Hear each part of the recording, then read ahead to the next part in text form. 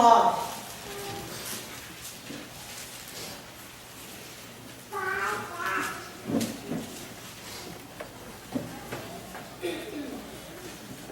Eu, João, irmão vosso e companheiro na tribulação, no reino e na perseverança em Jesus, achei-me na ilha chamada Patmos, por causa da palavra de Deus e do testemunho de Jesus.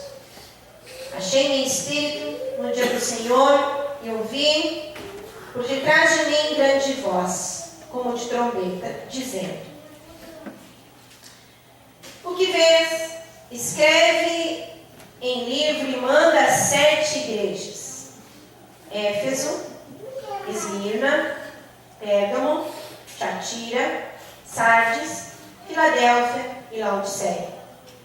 Voltei-me para ver quem falava comigo e, voltado, vi 7 candeeiros de ouro. E no meio dos candeeiros, um semelhante a filho do homem, com vestes talares e cingindo a altura do peito com uma cinta de ouro. A sua cabeça e cabelos eram brancos como alva lã, como neve os olhos, como chama de fogo. Os pés semelhante ao bronze polido, como que refinado numa fornalha. A voz, como voz de muitas águas. Tinha na mão direita 7 estrelas, e da boca saía-lhe uma afiada espada de 2 gumes. O seu rosto brilhava como o sol na sua força. Quando vi, caí a seus pés como morto.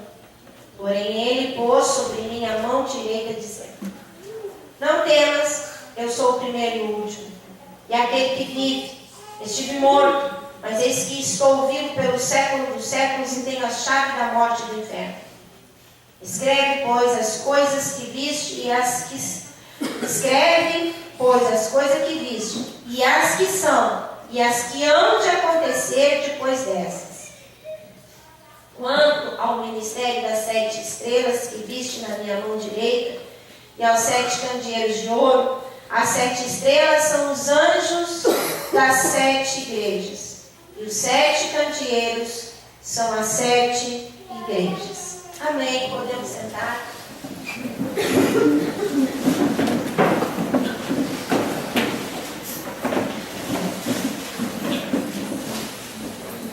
Amém. Graças a Deus por mais uma consagração. Bom que nós podemos, nesta manhã, priorizarmos este momento para nós. Este momento é um investimento na nossa vida como igreja. Eu sei que durante o mês fizemos jejuns, fizemos propósitos, mas como igreja, o jejum que temos junto dentro deste tempo, e isto é muito bom, porque nos apresentamos diante de Deus como a congregação, como a família, em jejum, em unidade, e isto é uma oferta diante de Deus. Nós vemos aqui, queridos, que João é o escritor deste livro, e quando João escreve estas palavras, ele estava passando um momento muito terrível, de muita pressão, pois nesta época já se havia uma grande perseguição contra os cristãos, mas uma perseguição sangrenta contra os cristãos. Diz os historiadores que nesta época, entre anos 70, ano 86 depois de Cristo, que nesta época, falam os historiadores, que a perseguição dos cristãos era tão sangrenta que faltava madeira para fazer as cruzes para matar os cristãos. De tanto cristão que era morto. Faltava madeira. E eles pegavam os cristãos, quando o Coliseu foi inaugurado, eles colocavam os cristãos lá para serem comida de leões. Eles colocavam os cristãos enrolados em peles, em carnes sangrentas, para que animais, e amarravam para que animais viessem com aquele cheiro daquela comida e começassem a morder e junto comer vivo os cristãos. Eles eram devorados. Nessa época aqui, quando João estava escrevendo, todos os outros apóstolos já haviam morrido. Ele era o único vivo. Ele era o único vivo. E agora, depois de Nero, veio Domiciano, e ele agora é preso. Tiram ele de pastorear. Vamos calar o último agora. Vamos calar o último apóstolo. Agora nós vamos pegar o cabeça, que é João, e nós vamos terminar. Vamos exilar esse homem. Vamos prender esse homem. Vamos deixá-lo sem contato nenhum. E o lindo de ver e ler isso, eu li bastante sobre isso esses dias. E o lindo de ver sobre isso é que quando todas as forças da terra conspiravam contra a igreja, quando todas as forças da terra queriam calar a voz do último apóstolo, isolaram da igreja, fechando as portas da terra. Quando as portas da terra se fecharam, Jesus abriu uma do céu. E quando estava ali, a única esperança que se tinha de João era o quê? Vai ser comigo? O que aconteceu também. Prender e matar todo mundo. Você estava em liberdade, agora me prenderam de novo. E agora? Vou morrer também. Mas quando tudo se fechou na terra, Jesus abriu uma porta. Uma porta no céu. E diz aqui que João, ele tem agora uma visão e ele escuta uma voz. Ele escuta uma voz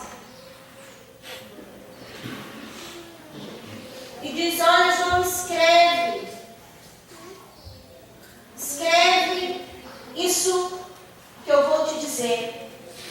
Escreve isso que é para acontecer e as demais coisas que acontecerão.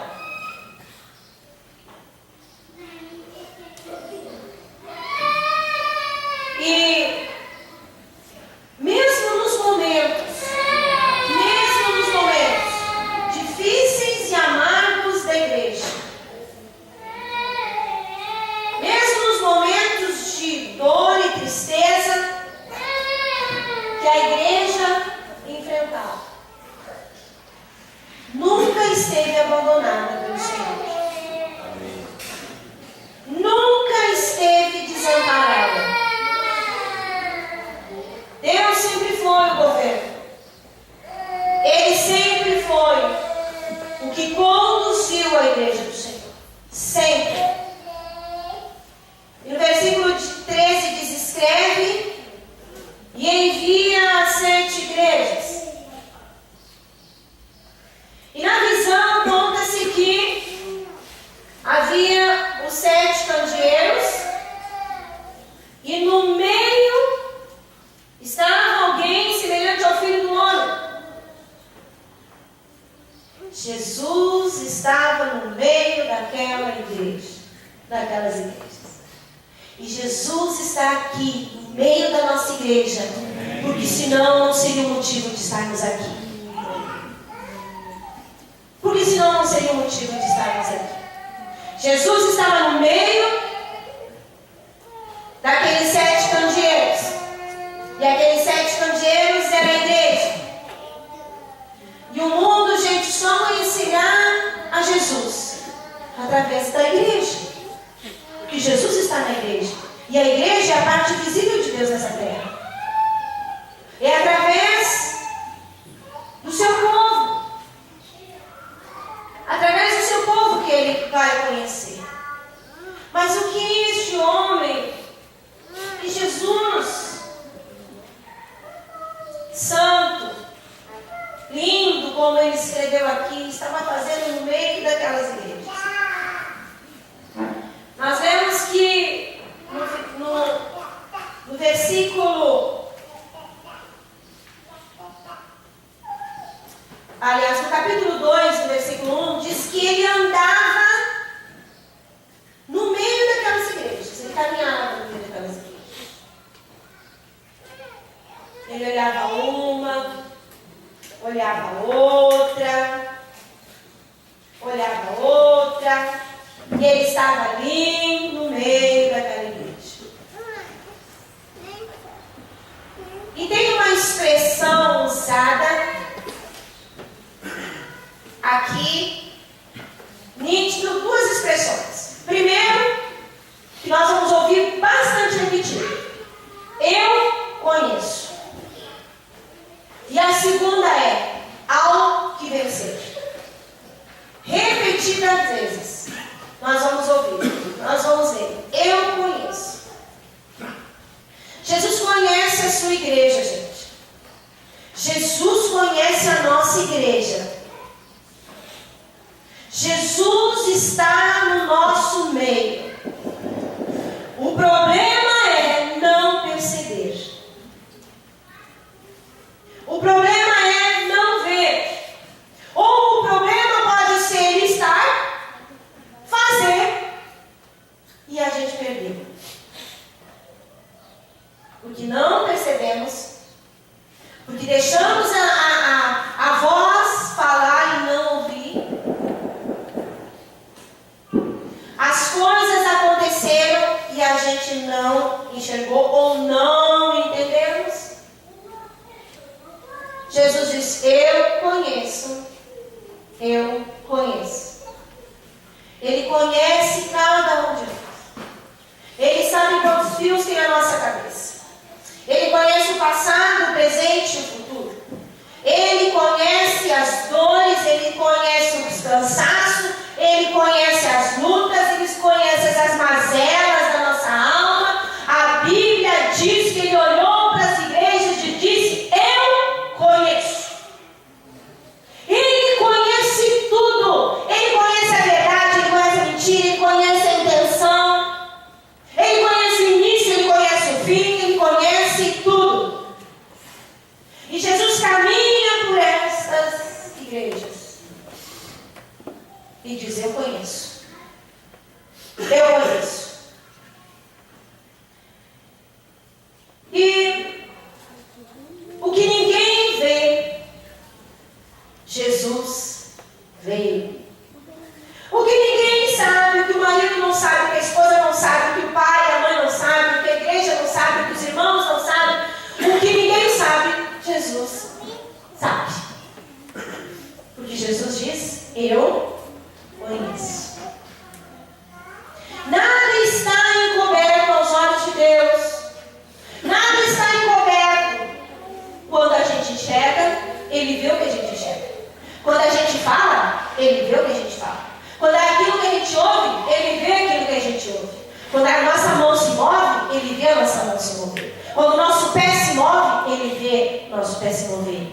Porque a Bíblia diz que Ele conhece a sua igreja. Ele conhece. Nada está encoberto. O que Jesus está no meio da igreja. E o mais lindo de ver aqui, gente, que agora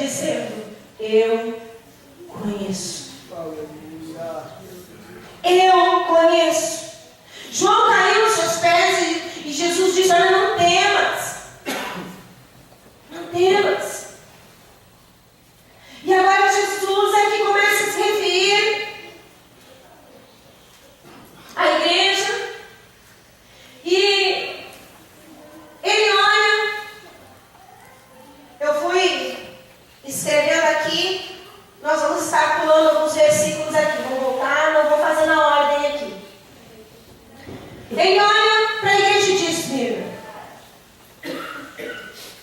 E ele disse, está no versículo 9. Está no versículo 9 do capítulo 2. 8 e 9. 8 e diante.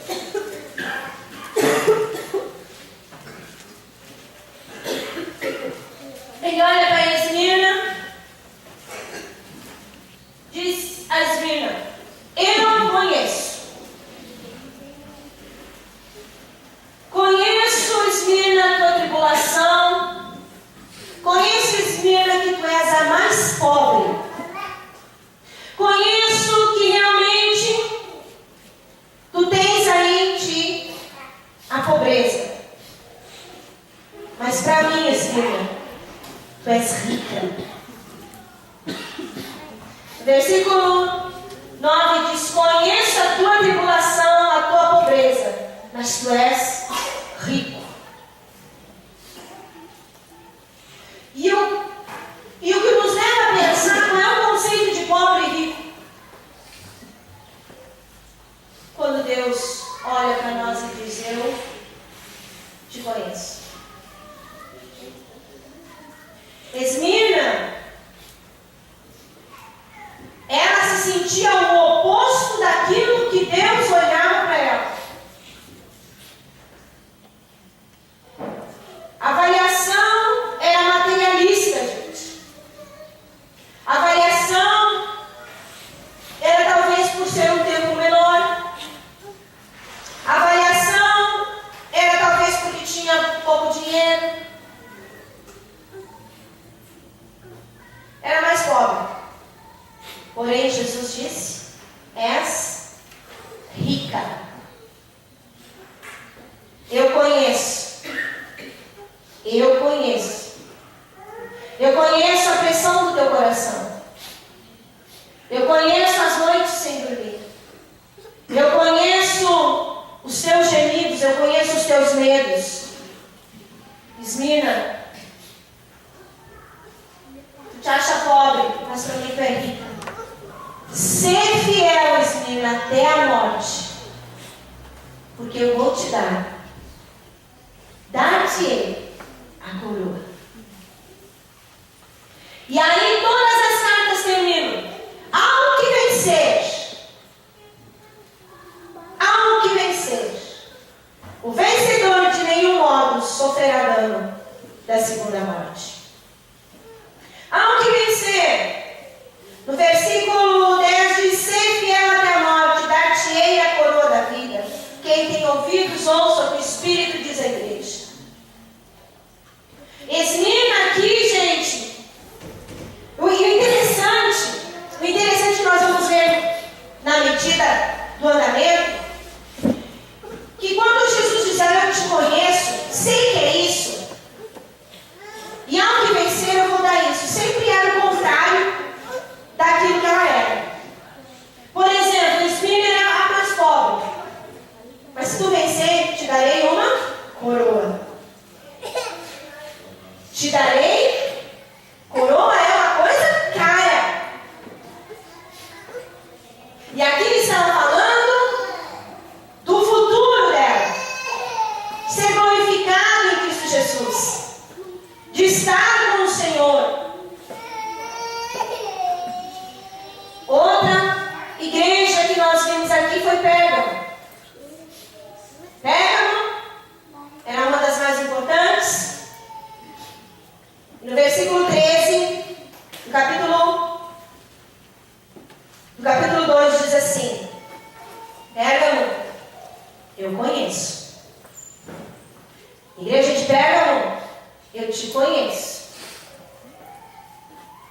Conheço o lugar em que habitas. Conheço onde tu estás, Pérgamo. Conheço. E diz no versículo 3, conheço o lugar em que habitas, onde está o trono de Satanás. Eu conheço o lugar. E sabe o que eu entendo aqui, gente? Naquela época, lendo um pouquinho sobre a história, havia um culto a um imperador.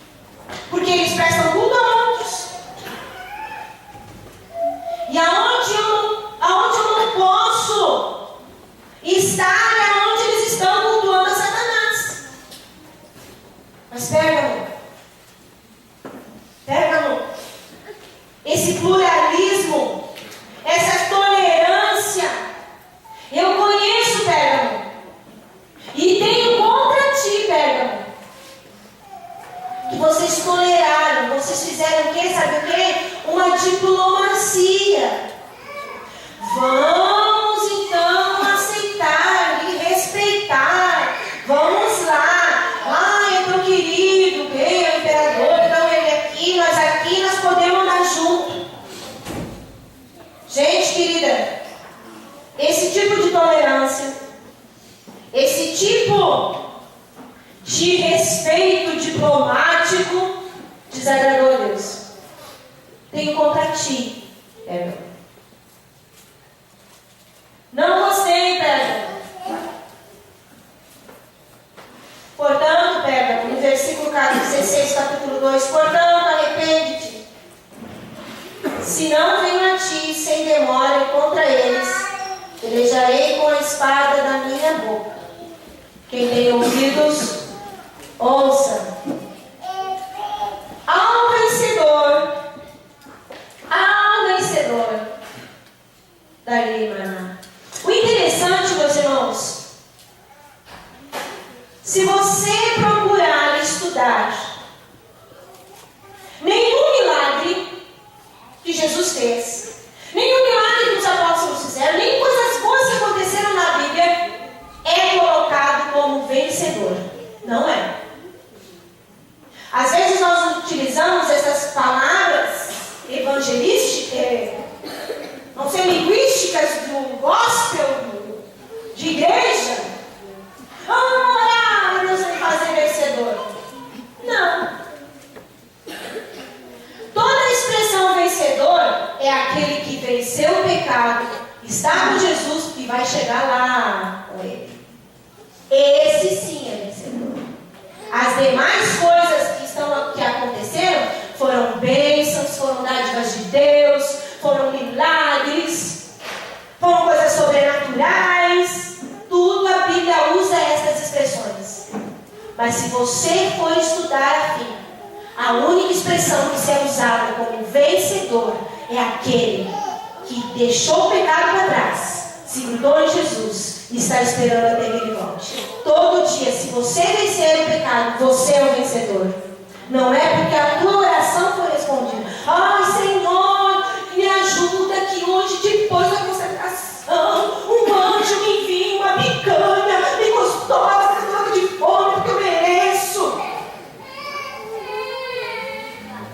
Ai, como a picanha que eu venci a oração da minha pessoa, Deus me honrou a minha consagração, e veio um ano.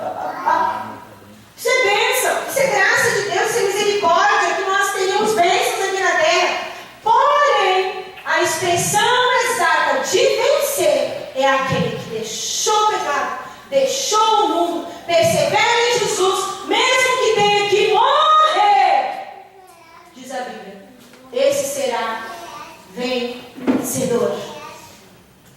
E todas as expressões aqui ele diz ao vencedor. E diz aqui esse pluralismo, essa coisa, essa simpatia que vocês têm de andar, tenho contra ti, velho. Arrepende-te. Eu conheço, e eu sei que isso é trono de Satanás.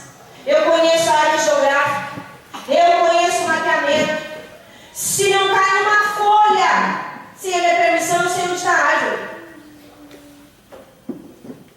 É lógico? Deus sabe de tudo. Eu conheço onde está estabelecido. Eu conheço as conversas. Eu conheço onde estão as coisas. Sabe, queridos, a crítica aqui a Pérgamo era essa parceria. E eu fiquei lendo e fiquei meditando nisso. Hoje nós não somos uma parceria de coisas ruins.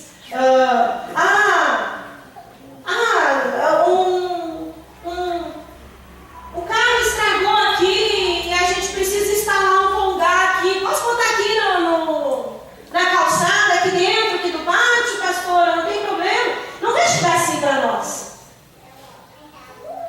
Não vai chegar assim para nós. Mas essas coisas vão chegar, gente. Essa pluralismo, essas duas coisas andando junto, vai chegar batendo na nossa casa. Um amigo, uma família. Vai chegar conversinhas que vão minar nossa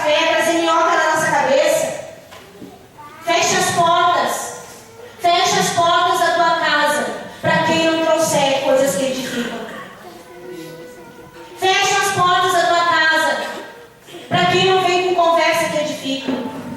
Feche as portas da casa, para que não venham pessoas que estão tão amarguradas e secas e lancem um balde de água fria na fé. Feche a porta da casa. Ah, mas é meu amigo, ah, mas é meu parente, ah, então escolha quem tu quer agradar. Ou se é aquele que conhece a igreja, ou é aquele, o amigo, a amiga, o parente.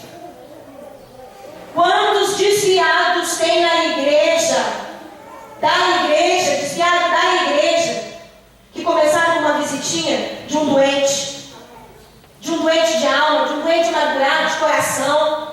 Fecha a porta para essas pessoas, queridos. E eu sou mais ousada em dizer para você: não tenha pena. Não engana, não deixe teu coração enganar. Mas feche a porta. Cuida quem você está deixando entrar lá na tua casa. Cuida quem está comendo junto na tua mesa. Cuida aonde você está colocando o teu dinheiro.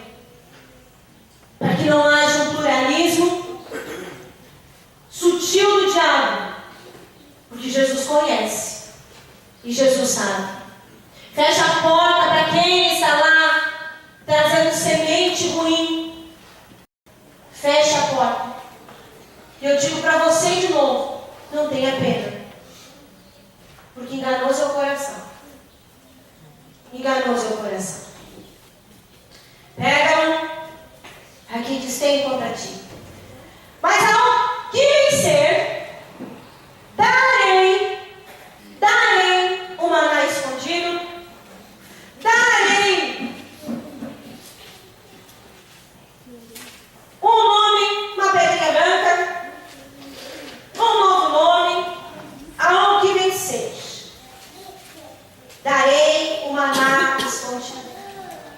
Esse maná escondido são figuras. No livro de Hebreus fala da figura que dentro da arca tinha vara, tinha um vaso e dentro tinha um maná, que era a palavra, que era o sustento, que era a simbologia da presença de Deus. Está no livro de Hebreus explica isso. Por que Hebreus explica isso? Porque Hebreus prega um grupo de judeus, e judeus sabiam de tudo isso.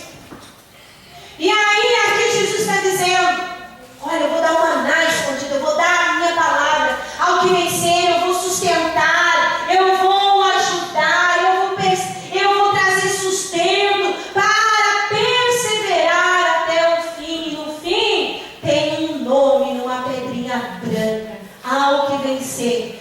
Sempre ao que vencer, aponta-se para a redenção, para Jesus, para a sua vinda. Ao que vencer. Pérgamo, eu conheço. Jesus é o nosso sustento, gente. Tudo vem de Jesus. Ele é o nosso sustento. A Bíblia fala no livro de João, capítulo 6, versículo 31 a 65, Jesus dizendo: eu sou o pão vivo que desceu do céu. Eu sou o que te sustenta. Se estiver em mim, se permanecer em mim, se forem radicais pela minha presença, se forem radicais, mesmo que o mundo, gente, hoje ninguém vai matar por causa de Jesus, aqui na esquina ou aqui perto da gente. Isso fazem lá, mais longe, mas na perseguição. Agora, aos missionários, isso que a gente sabe. Mas o que eu estou dizendo para vocês, o máximo, e às vezes a gente faz beijo, e às vezes a gente acha: minha família está me achando de crente louco. Minha família se acha que eu vou muito na igreja. Meus irmãos, isso não é nada por aquilo que eles sofreram. Ver filhos mortos, a família inteira.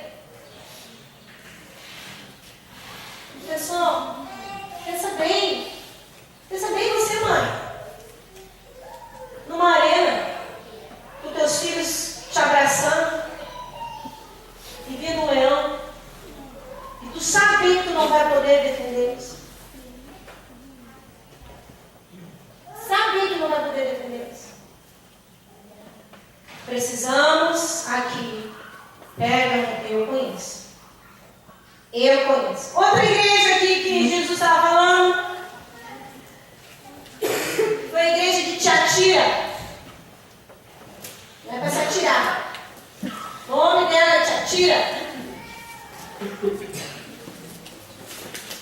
Capítulo 2, versículo 18.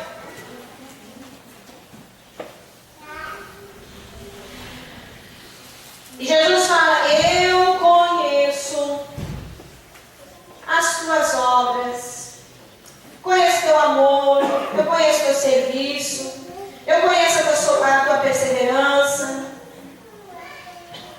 as tuas últimas obras, mais numerosas que a primeira. Que elogio lindo em uma igreja dessa, hein? Eu conheço o que tu faz, e é bom, teu amor, tua perseverança. Eu conheço que vocês estão andando tão bem que as tuas últimas obras são mais numerosas que as primeiras. Mas porém, Tiatira, tenho contra ti que toleras que esta mulher Jezabel, que a si mesma se declara profetiza, não somente ensina, mas ainda seduz os seus servos e praticarem a prostituição e a comerem coisas sacrificadas a ídolos. Ela era tão boa, tão legal, que veio um elogio. Tiatira. Porém, ela ouvia a outro. Ela ouvia a outros. Vinha essa mulher, a profetiza, falava, dizia, e se dava ouvido a ela. Só o que ela falava era impureza, era imoralidade, mas tudo em nome, Deus me falou. Eu senti de Deus. Deus me disse. As impurezas aqui, gente. E hoje, no dia, neste século, neste tempo, a igreja do Senhor não está também imune a estas coisas. A imoralidade, a impureza, a malícia, a palavras venenosas, a um espírito duplo, trazendo semente maligna, imoralidade sexual. Gente, tudo hoje leva a essas coisas. O homem, para ser homem, tem que contar o número de mulheres. Né? Diz aquela famosa frase no Face: homem, para ser homem, não tem que ter muitas mulheres, tem que conquistar a mesma todo dia. Está no Face. Conquistar todo dia a mesma mulher. E aí, a imoralidade hoje, se é propaganda de pasta de dente, da gente se beijando, se é refrigerante, da gente se beijando, é mulher nua. Tudo. Os desenhos agora, eu fiquei chocada. Eu fui na casa da minha irmã, e a minha irmã disse: olha, eu coloquei um filme de João e Maria. Aí eu fui assistir. Qual João e Maria que estava na minha cabeça? O Joãozinho criança, a Maria criança, que foram raptados e agora estão comendo, né? Para crescer. Mas a versão era de João e Maria já eram adultos guerreiros contra as bruxas. E que Joãozinho agora era diabético de tanto ter comido doce. Sim! Sim! Ele tomava um negócio aqui quando lutava, vinha uma bruxa, tomava insulina. Aí eu disse: meu Deus, as crianças estão vendo agora uma outra versão de João e Maria.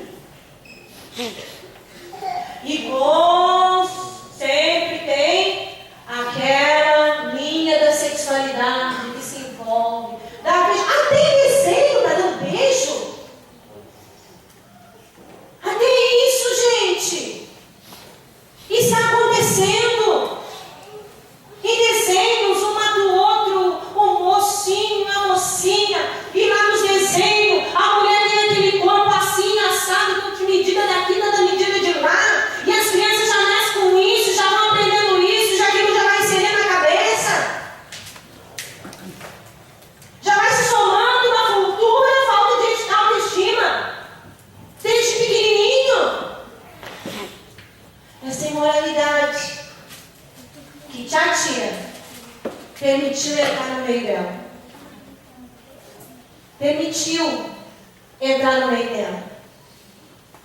Permitiu estar ali. Pessoas que iam, talvez se autodominando, profetiza, se autodominando a voz, e as pessoas iam acreditando. E diz aqui, queridos, em Tiatira, que fala que não queriam se arrepender. Não queriam se arrepender. Não queriam dar ouvido à voz de Deus. Não queriam voltar para fazer o caminho de volta. Não queriam confessar o seu pecado. Não queriam. E Jesus diz, por não querer, por não desejar,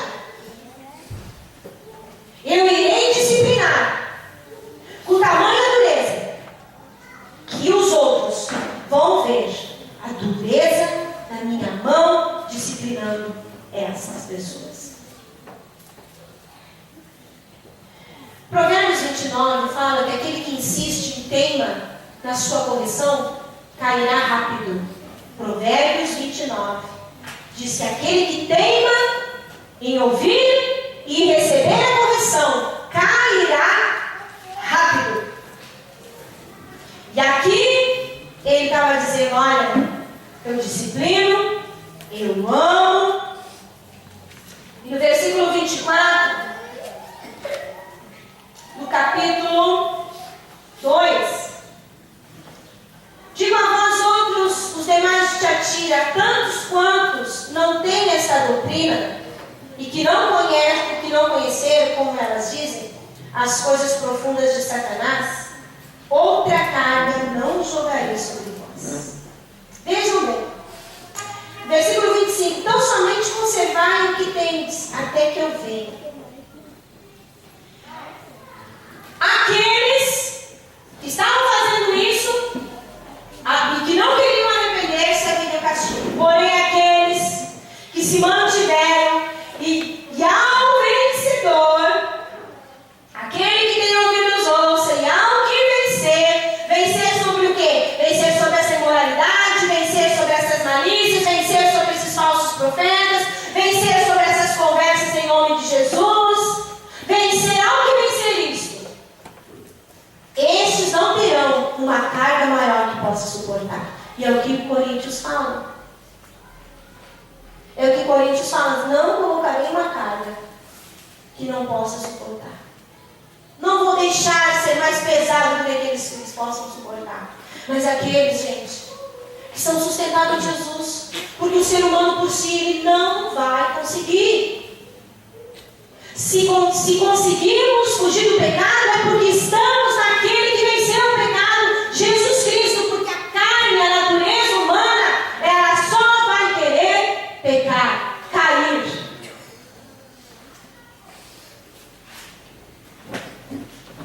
E diz também, e nós vimos já isso na Bíblia, que nesta igreja, eu conheço Tiatira, mas também vai haver a diferença que serve e do que não serve.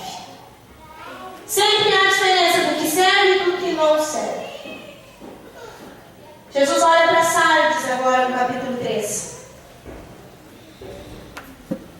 No capítulo 3, ao anjo da igreja em Sardes escreve estas coisas, diz aquele que tem os 7 Espíritos de Deus e as 7 estrelas. Conheço as tuas obras, que tem nome que vives, estás morto. Sardes tinha nome que vive, mas ela estava morta. Talvez Sardes fosse uma igreja que aparentemente tinha tudo de bom lá dentro. A aparência, as impressões, os crentes cheios de Deus, os grandes homens de Deus, tinham tudo nome, mas estavam mortos. A fama de Sardes, as coisas boas de Sardes, não ocultou a verdade diante dos olhos de Deus. Gente, Jesus sabe qual a nossa verdade. Direitinho Ele sabe qual é a nossa verdade. Direitinho. Eu posso estar sentada, eu posso estar presente, mas ausente. Eu posso estar sentada ali, olhando o predador, mas a minha cabeça está ausente. A minha vontade está ausente. O meu coração está ausente. Tinha aparência de viva, mas estava morta. A boa fama não ocultou a verdade, a verdadeira natureza, a verdade do coração. Obedecer por fora, gente, e do coração está criticando. Fazer o que é certo com uma motivação errada. Ele conhece a igreja. Eu conheço. Eu conheço. Estar aqui no domingo de manhã. Vou estar porque é uma linha que queremos andar na igreja. Porque queremos andar no modelo da igreja. Então tá, eu vou lá porque eu tenho que ir. Eu vou porque senão eu vou cantar o mês inteiro. No ministério de louvor. Então eu vou. Pra quê? Pra cantar no mês. A verdade do coração. Eu conheço a igreja. Eu conheço as tuas obras. Eu conheço a verdade que está dentro do coração. Tenho contra ti, Sardes. Vocês vão vigiar. Vocês vão vigiar. Vocês não estavam. Vocês não fizeram a vigilância. Não guardaram os mandamentos. Ah, Sardes, guarda o que eu tenho falado. Arrepende-te.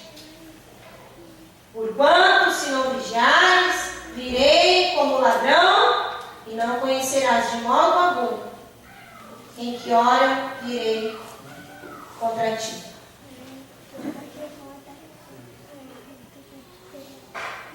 E aqui, queridos, Pedro nos fala que o pecado nos assedia tenazmente. Fala que ele está sempre ao redor, buscando alguém que possa tragar. Ele quer um alimento, o diabo quer um alimento. O diabo quer morder, o diabo quer se alimentar, quer tragar. E ele procura pecado, ele procura erro, ele procura falta de vigilância, ele procura a falta da perseverança em Jesus, do correr para Jesus. Ah, vou lá. Ah, fulana acha que venceu isso. Vou ver se ela venceu mesmo. Bora tirar isso. E aí vem a tentação. Vou tentar de novo. Vou tentar de novo. Ela acha que venceu isso. Como é que é o versículo? O que se julga estar de pé, cuide para que não caia. E esse julgar estar de pé é abrir guarda de vigilância. É abrir guarda de vigilância. Aí eu abro guarda de vigilância. Não, eu venci isso. Eu venci isso, eu fiz isso, eu fiz isso, eu venci. E aí um dia lá, que eu já não mais vigio nessa área, vou ver se ela venceu. Pá! E atira a isca. E atira a isca. E insiste. A tentação é a insistência. E insiste. Se essa pessoa venceu, ela vai resistir à tentação. Se essa pessoa está madura espiritualmente, ela confessa a tentação para não confessar o pecado. E ela corre para Jesus. E ela corre para os manos mais velhos. Ela corre para quem tem boca de Deus. Ela corre e diz: olha, assim eu não consigo vencer isso. Isso está me matando. E aí, querido, quando isso acontece, foi o que aconteceu com essa igreja. Eles não vigiaram, Sardis não vigiou. Estava tudo parecendo que estava tudo vivo, tudo bonito, mas estava morto. Estava morto. Próxima igreja é Filadélfia. Jesus olha para Filadélfia. Igreja de Filadélfia. Versículo 7.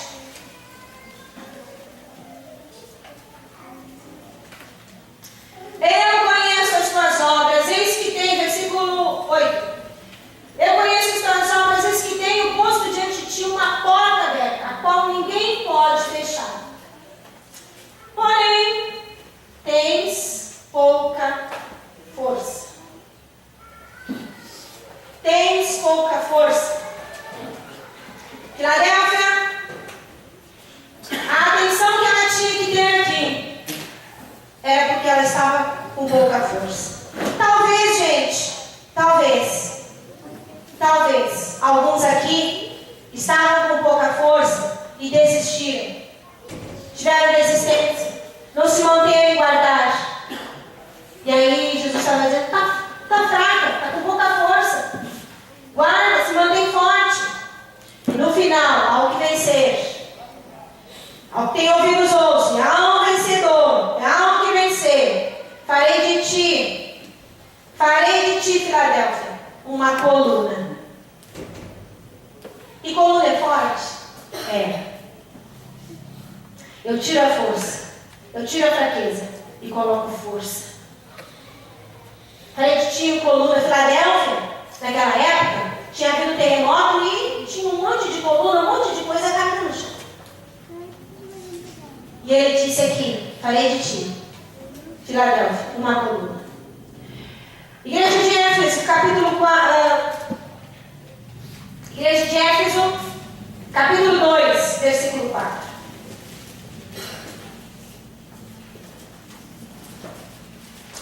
Tenho, porém, contra ti que abandonaste o teu primeiro amor. A atenção que Jesus estava dando a Éfeso não era no contexto de que eles estavam pecando, que eles estavam com falsas doutrinas, que ali havia algo errado. Mas Jesus estava chamando para eles que deixaram de amar. Eles estavam muito mecânicos. Eles estavam ali numa religiosidade, de fazer assim, fazer assim, fazer assim, fazer assim, fazer assim, e se acostumaram com aquilo. E ali agora, nessa situação, Jesus olha e diz, lembra de onde caíste. E o interessante aqui é que Jesus não estava dizendo, lembra o que a circunstância que tu estava, o que tu fez, mas lembra o que te levou a fazer isso. O teu coração, a tua falta de amor por mim. Porque se realmente tu tivesse em mim, se realmente tu estivesse comigo, se tivesse realmente comprometido, tu não abandonava o primeiro amor. Tu não abandonava. Mas tu viveu com essas regras. Quantos nessa vida eu já vi usarem regras para a bênção, regras para a resposta de Jesus, regras para a vontade de Deus. Ó Senhor, eu vou fazer 7 dias de segunda-feira. É 7 dias de segunda-feira. Tem uma, tem duas, tem três, tem quatro. Na 8ª, se não recebeu, não faz mais nada. Eu não sou contra propósitos, gente. E nós fizemos bastante propósitos e vamos continuar fazendo propósitos à medida que no Espírito trazer a inspiração. Mas as pessoas ficam nisso, no 7, nessas leis, nessas coisas assim. E aí se perdem. E aí falam, meu Deus. Coisas desse tipo, que eu já falei aqui, de nós olharmos na mesa quando era aqui, quando nem tinha as paredes, nem tinha os degraus ali, muito tempo antes, nós fazíamos o desafio de fé, botava as coisas e veio uma pessoa, o pastor entregou a foto da moça ali, e disse, pastor, eu estou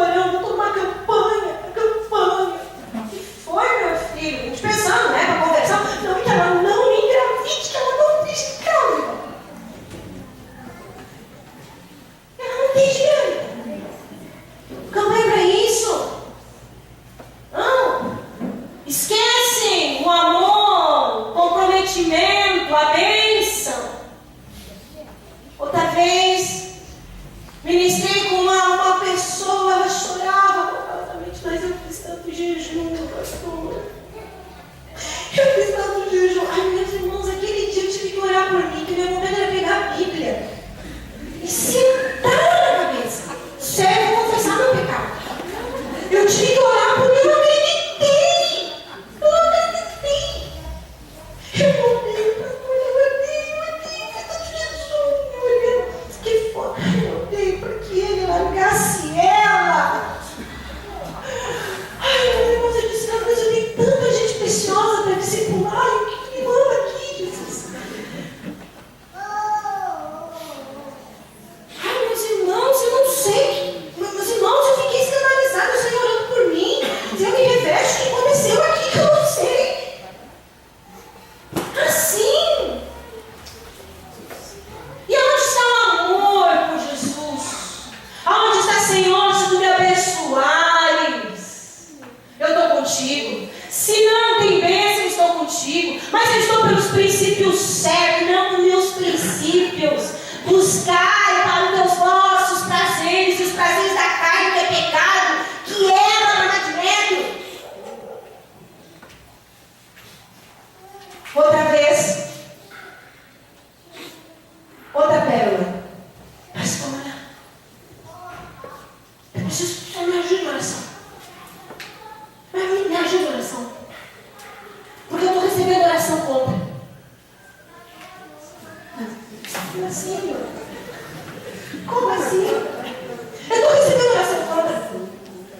Eu oro e a minha sogra ora ao contrário. Eu oro e a minha sogra ora ao contrário. Eu oro e a minha sogra ao contrário. Aí eu olhei para ela e disse, não é macumba, irmã. Eu não vou orar para a senhora. Então vai para o terreiro, a senhora está no lugar errado. Isso aqui não existe. Você acha que Deus vai ouvir mais quem? Ai, Deus, olha, ouve, olha. Você acha que os princípios de Deus são assim? Eu levanto a mão, a senhora está numa religião errada, vai para uma macumba então, que eles fazem o contrário, brigam, fazem tudo igual. Eu conheço.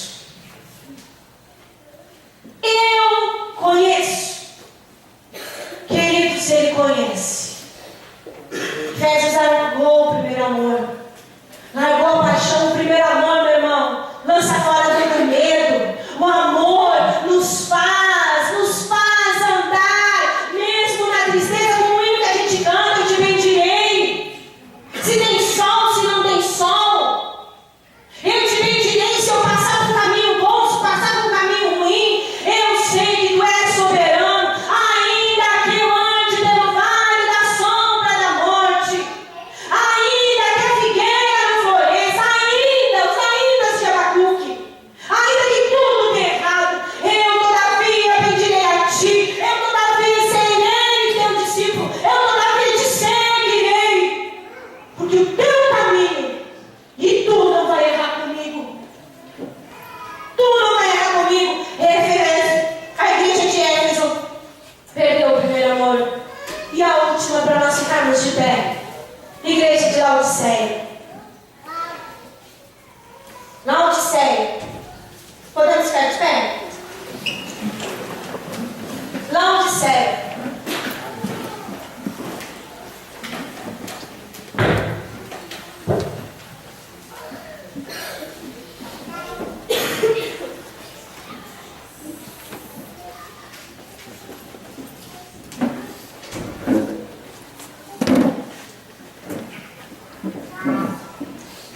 No capítulo 3, versículo 15.